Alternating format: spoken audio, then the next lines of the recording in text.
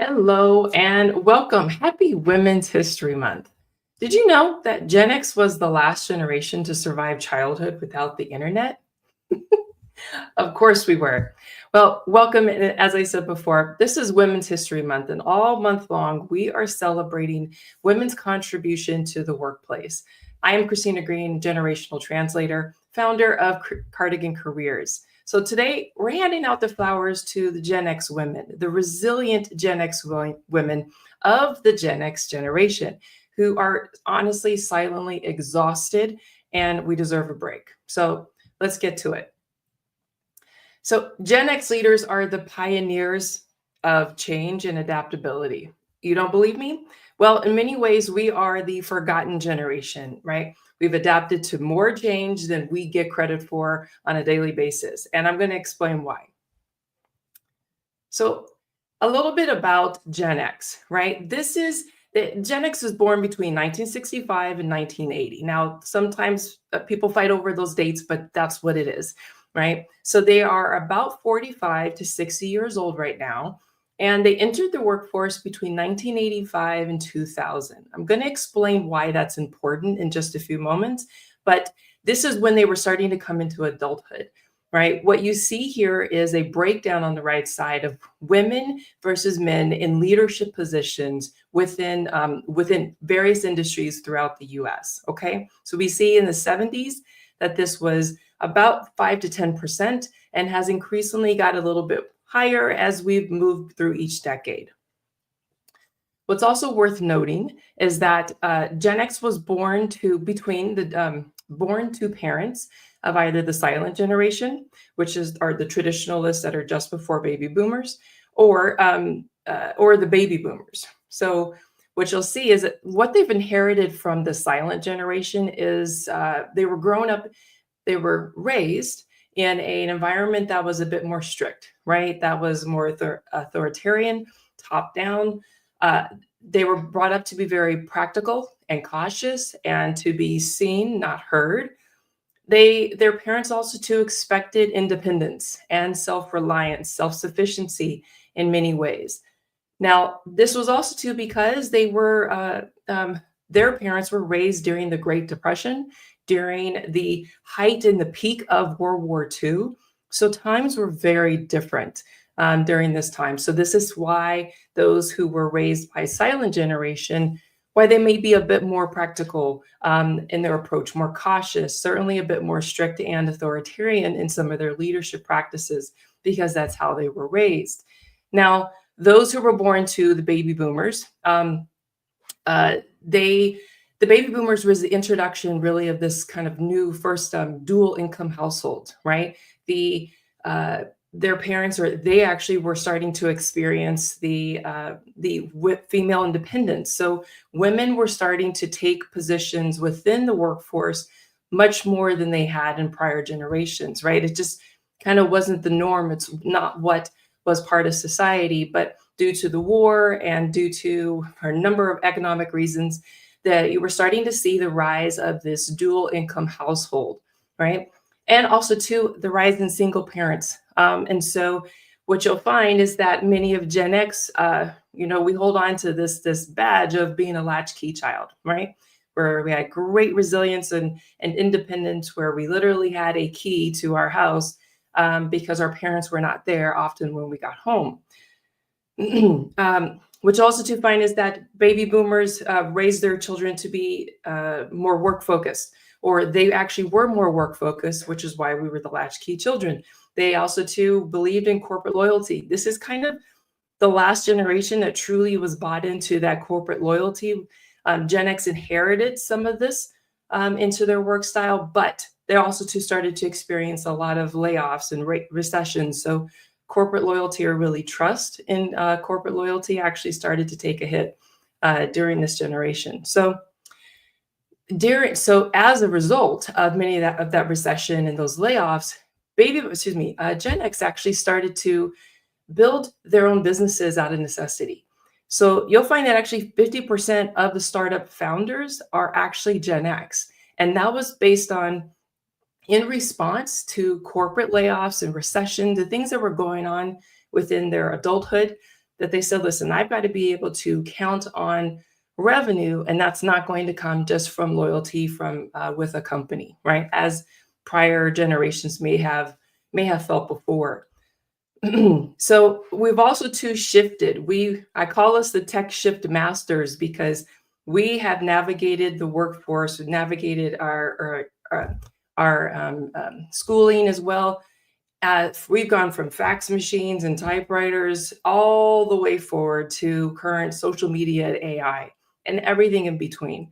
So this is why I call us we are the tech shift masters. So we are resilient both by nature and necessity in response to our environment. So why do I care so much about talking about generational dynamics? Well, I have witnessed firsthand that the impact of this miscommunication between the generations leads to a number of things: career delays, miscommunication between performance and work ethic. There's this idea that if somebody is not working hard in front of you, then if I cannot see the work you're doing, then you, in fact, are not working, right? It's a disconnect. And often it's a crutch that people lean on because it's all that we know, right? It's what I call corporate parenting, and how it is that we respond and or engage with the people who are in our environment, both who are under our charge to perhaps maybe to be leaders of, but also to how it is that we engage with others individually. So a lot of this has led to career delays. It's led to people completely moving out of industries. It's moved to created burnout between the generations. And I feel so strongly about this because it's a simple fix, right? If you bring people together simply by having a conversation, by raising awareness over the ways that they are approaching interacting with one another, this is how we actually start to bridge the gap to develop a future of work where all of us actually have a voice. Okay. And I've made a ton of mistakes. I am a Gen X leader, and I have made a ton of mistakes throughout my career, and many of them were rooted in the fact that I was leaning on many of these corporate parenting ideas and bringing that into my environment, right? So I was to be the strong leader, and I am to tell everyone what to do. I am to not to delegate, but I am to be authoritarian in nature, when in fact, actually, that goes against my grain because I am more of a servant leader, and I find myself in that space that actually works better with how it is that I, one, have formed my business, but two, how I've led successful teams. Okay, my goal is to help everyone to use this new lens, right? So see that and understand the perspective of others of each generation to understand how it is that we actually can come together. So this can bring a greater appreciation into the workforce so we can close this gap. All right, but let's get into it. So let's talk about this environment, right? The environment that has shaped Gen X, or like, as I like to say, what tool sharpened each of the generations? Now, if you were here last week, you heard me talking about the baby boomers and the environment that in fact actually has shaped them. So, being born certainly during the time of the civil rights movement, of a numerous number of assassinations from JFK to MLK to a number of people who were integral and part of the civil rights movement who were disappearing at this time. Also, too, so one thing to note about Gen X is that they were being born during the time of the Vietnam War. Okay, so their births were spiking at the time when we were at war, when we were in Vietnam. They also, too, were starting to enter the workforce at the time when we were experiencing some of the highest unemployment since the Great Depression. They were impacted greatly by Reaganomics, right? So Reagan took office and implemented a series of deregulations and tax cuts that ultimately have impacted the U.S. The AIDS epidemic was happening at the time that they were moving into the workforce as well. The Challenger exploded. Stock market was crashing. The Gulf War, right? So we were, if you remember, Desert Storm. I was, I think, in elementary school when this was happening. We have domestic terrorism was at a rise, at a height. Racial tensions were starting to explode with the LA riots, the Oklahoma City bombing, right? We know 9/11 that happened in the early 2000s. And that led to the invasion of Iraq. I'm blowing through all of this because most of us know that this is what was happening, but I'm trying to paint the picture to make sure you understand that this was the time that Gen X was starting to enter the workforce. Now, what was also too happening at the time is that we were having a series of gains, things that were actually improving the workforce for women, improving society for women that actually were impacting the workforce at the same time. Now let's talk about that. So with that, before their birth, we experienced the Equal Pay Act, right? Where it was now considered to be unlawful for women to be paid less than men in the workplace doing the same job, right? That was in 1963. The Civil Rights Act was passed. Everyone knows Woodstock. The voting age, right, was lowered to 18 at the time in 1971. So this is greatly going to start to impact the voice and how young people had a voice within not only within government, but also too this was impacting the workforce and how they were feeling empowered to step into the workforce. The Equal Credit Opportunity Act, a lot of people don't know about this, but women were not allowed to have bank accounts, credit cards, loans in their own name without having a male signer. And this was typically their husbands. So the Equal Credit Opportunity Act actually made that unlawful, or made it lawful for women to have their own bank accounts, loans, credits, without having a male signer at that time. Now, this is important because this is at this time, this is starting to the rise in female independence, right? So you'll see there are a series of shows that were starting to depict these single women who were both pursuing a career as well as having a family, and whether or not that was either by themselves or independent. And so you also remember Roe v. Wade was passed in 1973. Later, in 22, that was actually given back to the states to make decisions around. They also, too, what passed during this time that women were experiencing in the workplace is that sexual harassment was actually starting to be recognized as workplace discrimination. And this was in 1986. So these are some of the gains that we're starting to experience. Women are starting to feel empowered, and not only in society, but also too in the workplace. But also too at this time, the leadership positions that were held by women were still low, right? We're still not at 50-50. And it's not that it's a requirement that it be 50-50, more so that they're being understanding that we do not have to make decisions based on whether or not someone is male or female, right? It's based on qualifications, but I won't go down that rabbit hole today.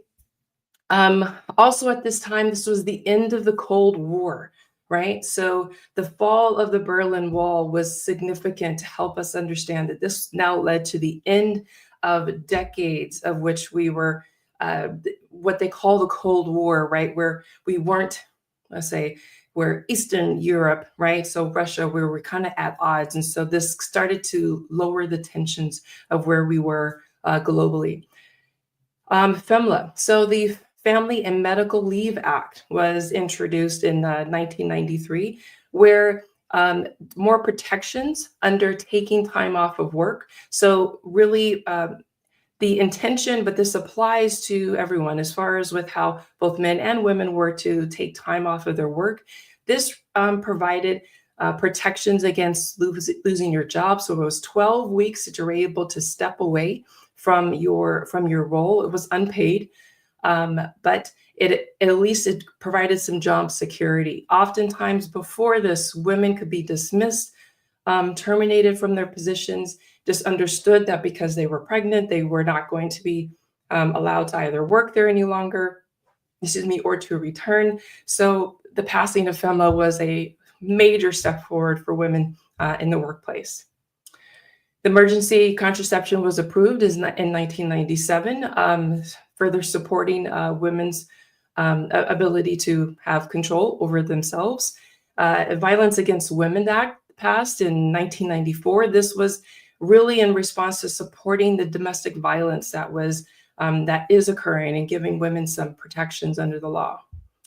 Also, to the spike in 1996, you heard me mention before that Gen Xers actually make up about 50% of startup founders. So this boom, this internet and dot-com boom was happening around 1996. And then also to the Fair Pay Act in 2009. Okay, which strengthened the legal protections against wage discrimination. So continuing to build on the Equal Pay Act of 1963. All right, so why is all of this important? This is important because this is the tool that was shaping Gen X in the workplace, right? These are all of the things that were happening around, and there's so much more than what I can describe here, but this was the temperature, the climate, if you will, of both our communities and our workplace, and how things it helps to describe the thought process, the mindset that people had within the workplace. And I do many interviews, and the what I hear often is some of maybe the younger generations just don't have a clear line of sight to understanding why it is that baby boomers or Gen X are maybe strict or rigid, or I've even heard us Gen Xers be referred to as bossy. Well, listen, these are the tools. This is what has refined and shaped each generation. Are we a bit rough around the edges? Possibly, right? Do we take an approach to leadership that might turn others off? Yes, but also to remember that pendulum swings both ways. We all have to just understand what has shaped us. What are the experiences that have made us who we are, and why? How can we use that as leverage to be able to support how it is that we move forward? Because no one's perfect. There is no generation that is perfect.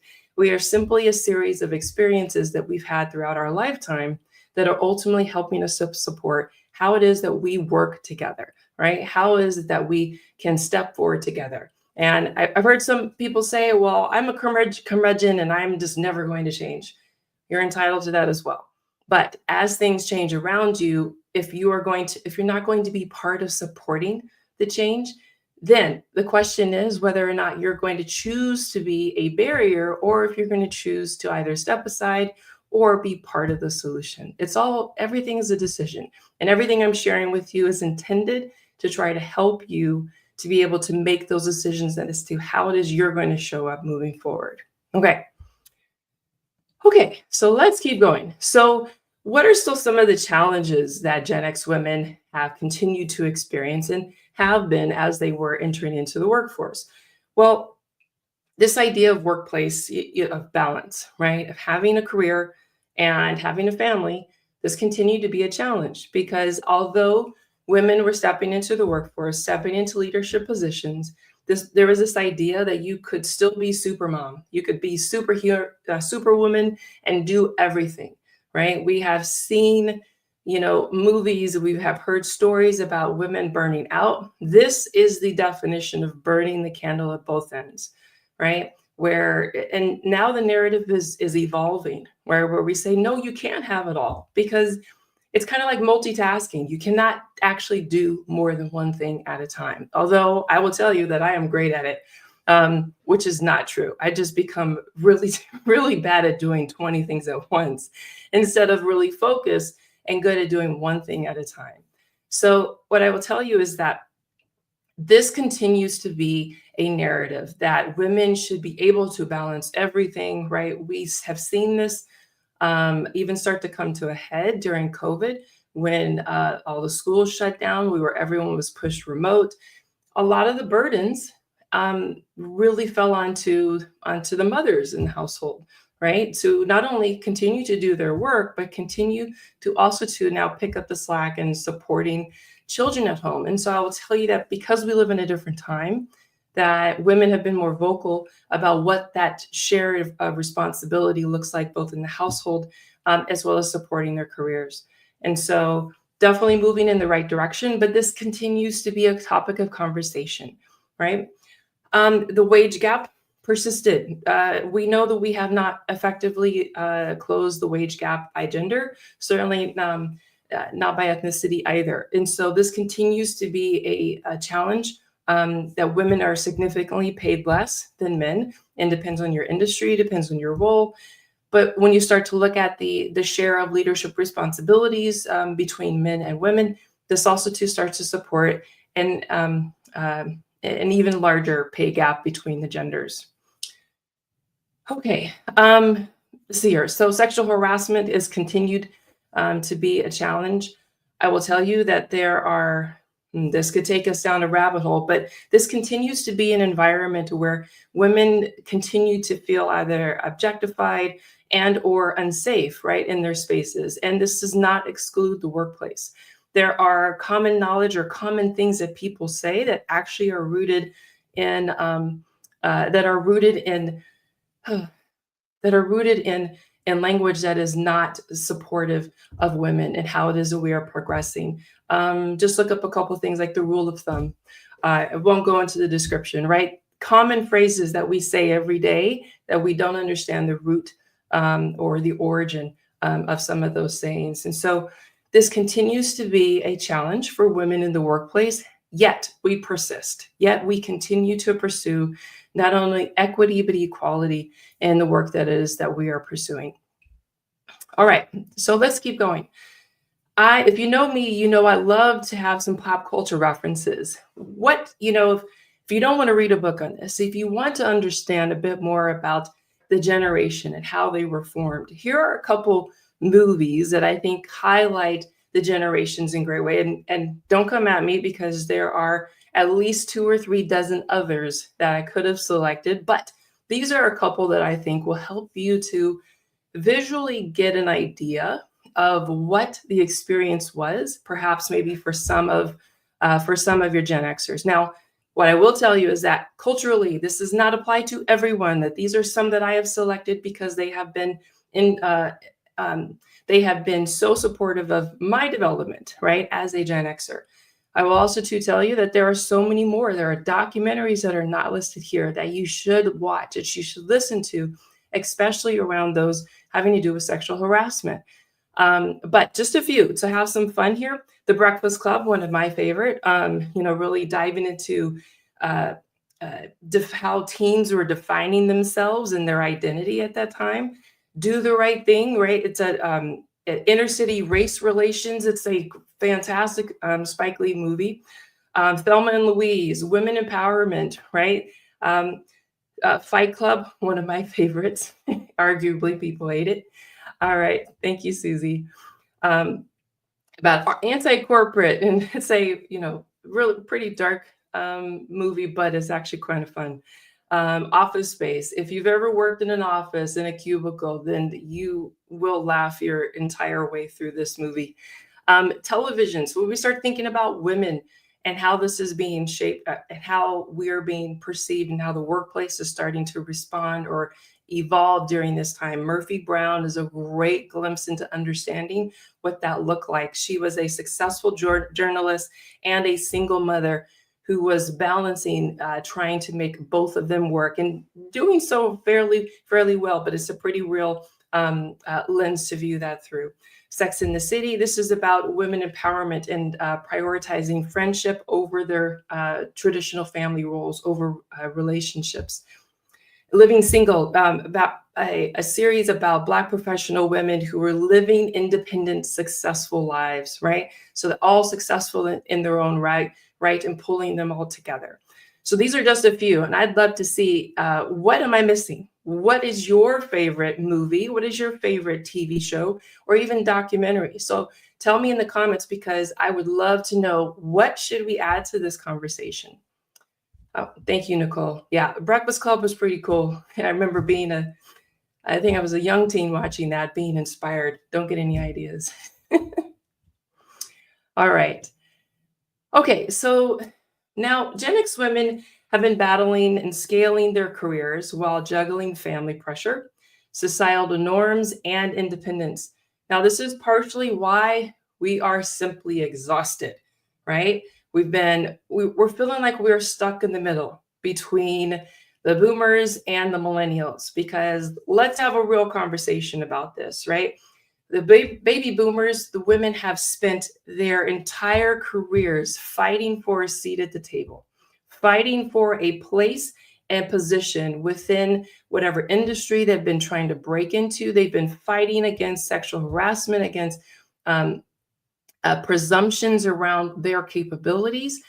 And I will tell you, I don't blame them for not wanting to leave their jobs yet, right? They have, it's taken them most of their career to excel, to get to where they are. And now that they're in leadership positions, which is only about 5% of baby boomers actually who are still in the workforce today. And I don't have the number that divides those between men and women, but part of that is because they fought so long and hard to get there.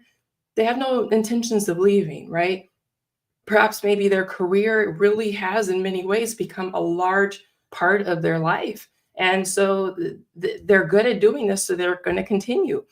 Now, what this has also too done is this has caused many Gen Xers to feel delayed, right, or stunted in their own career development. And so where they have met kind of a barrier and not been able to excel in the way that they wanted to. What this also too is it's a backlog where millennials have been, coming to the doorsteps of Gen X to say, okay, time for me to take over, for you, like your position. It's time for me to excel and get into leadership positions.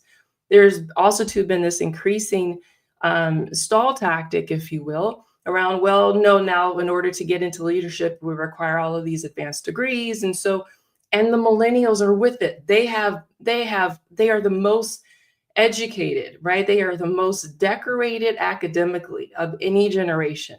And part of it is because we've started to raise the bar. What's the requirement, right? Where baby boomers were really intended to, or say, their experience was held the place of where now we have requirements around degrees.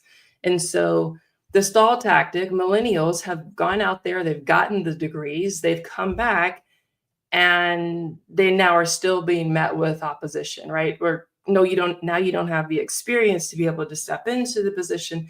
So I will tell you, this is the environment that's all around. So the baby boomers and all of this has created kind of a backlog. Gen Z has witnessed this and said, I don't want anything to do with corporate. I don't want anything to do with this environment simply because they've been watching all of this happen, right? So Gen X is feeling stuck.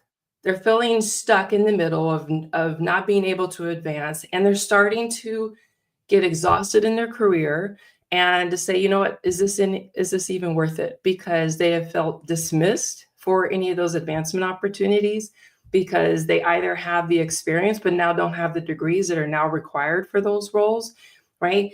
They are feeling burnt out because they have raised their families and perhaps maybe now they're at the position where they're having to provide some elder care for their parents. So being really sandwiched, right, between everything that's going on. Work-life balance is feeling like impossible. It is feeling like something that they're never going to achieve, and that this is just a perpetual, cycle that's kind of like, let me just serve my time and get out of here, right? Although Gen X actually is about 50% of the leadership positions in the US right now, all of this is kind of shaping. This is kind of why the workforce is feeling the way it is, right? And this is not pointing fingers in any way. We've created this soup together, right? And it's either salty or it's bitter or it's, lacking spice or flavor. All of this is because it is all part of the ingredients that we have collectively been putting into the soup. Okay.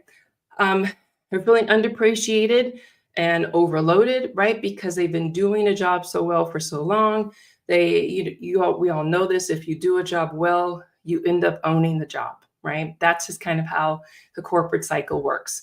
And they're feeling frustrated, slow promotions. I've mentioned this, and skeptical, right? They have seen layoffs. They've witnessed recessions. They have been hit hard. Gen X actually holds the greatest amount of debt of any generation in the US.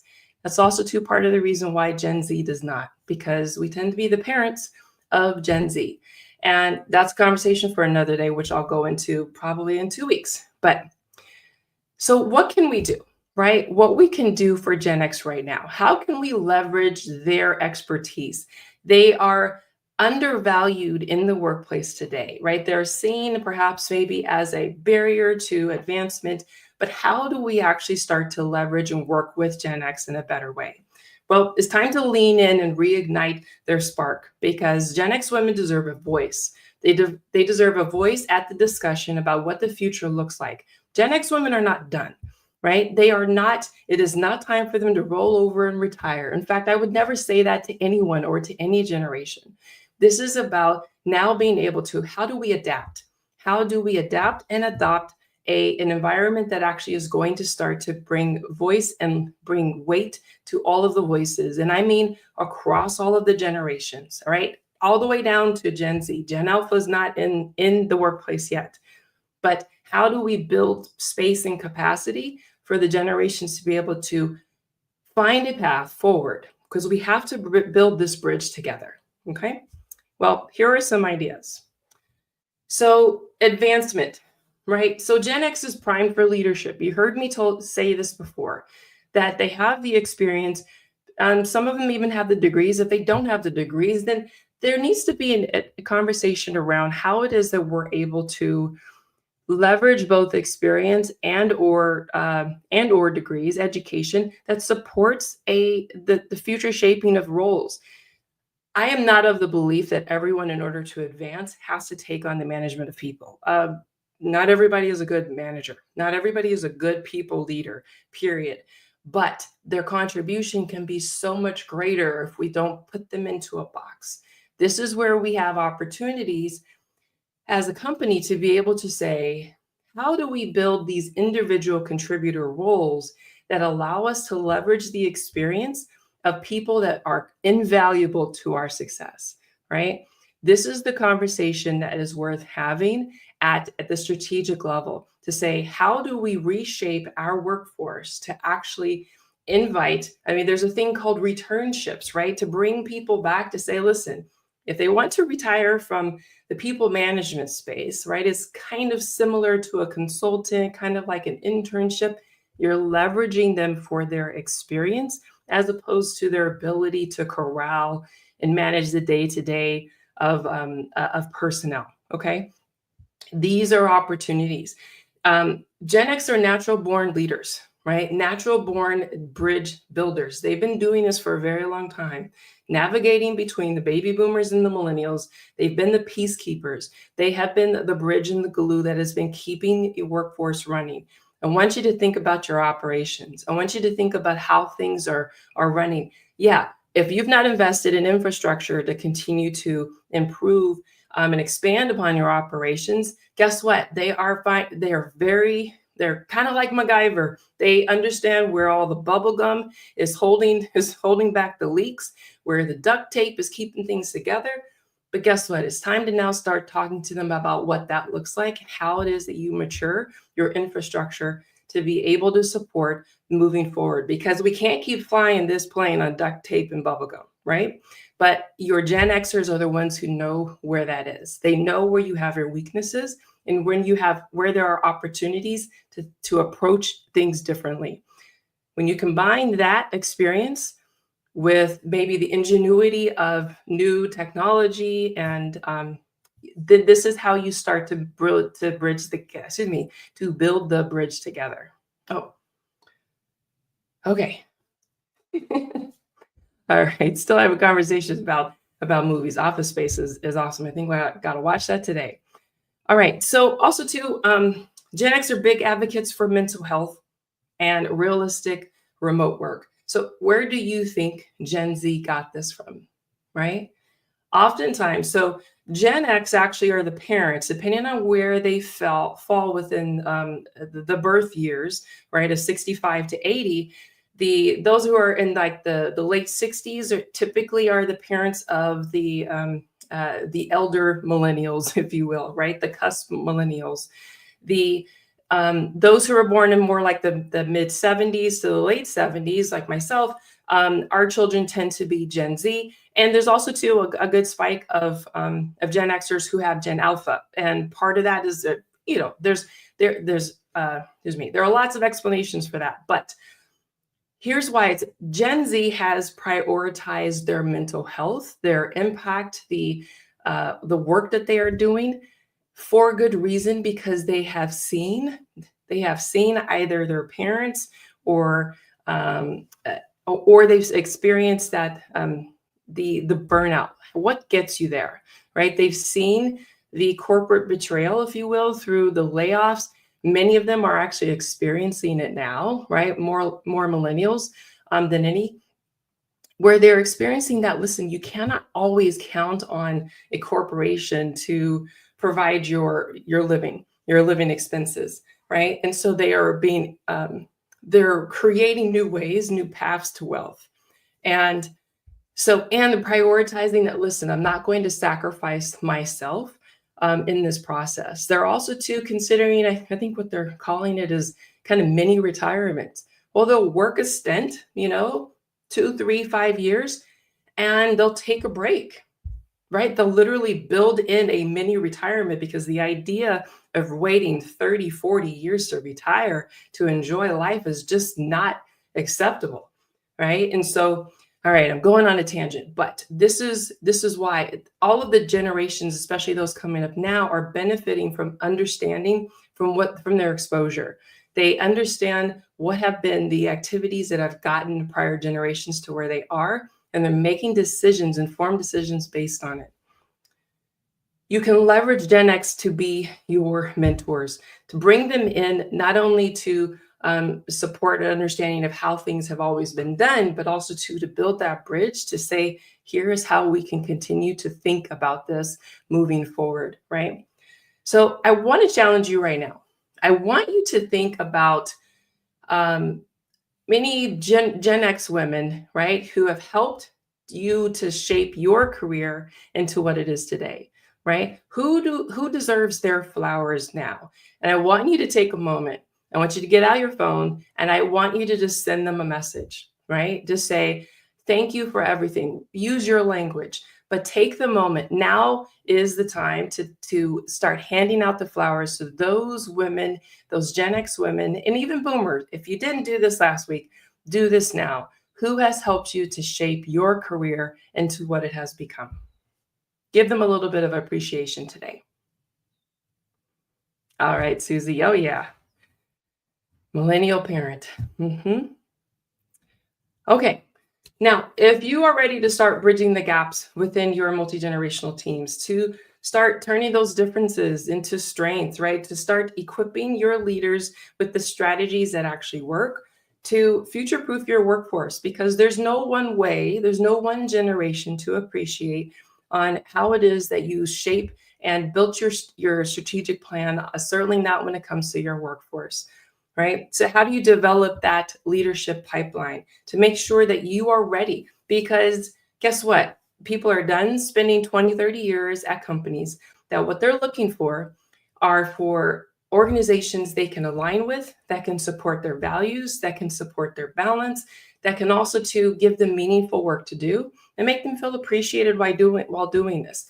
Those companies that don't jump onto this understand that this is your greatest opportunity, is to leverage the workforce you currently have, which is typically multi-generational. There's typically at least 2 generations that are represented.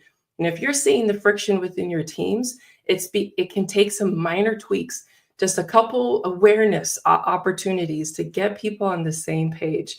You'd be surprised what you can do simply by being intentional, by setting up communication guidelines as an example, right?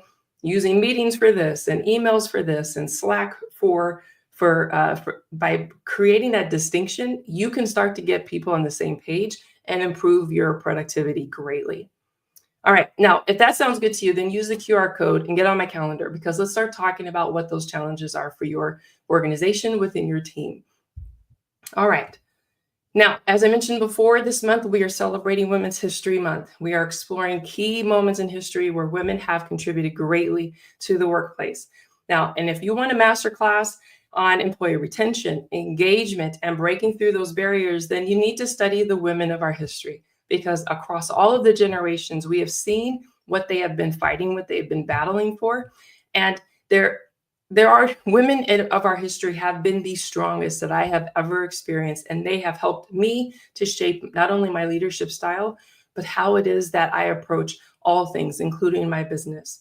So join me next week because we're going to be diving into millennial women, the generation who are pushing the workplace for change, right? And we'll be discussing that at the same time next week on Wednesday, 19th, the 19th. The replay will also too be on here. But come join me next week where we can continue the celebration of women all month. All right. Okay. Well, thank you all for today. That is the end. I appreciate your time and your attention. Once again, I'm Christina Green, and it has been an honor to present with you today. So take care of yourself, and I'll see you next time. Take care.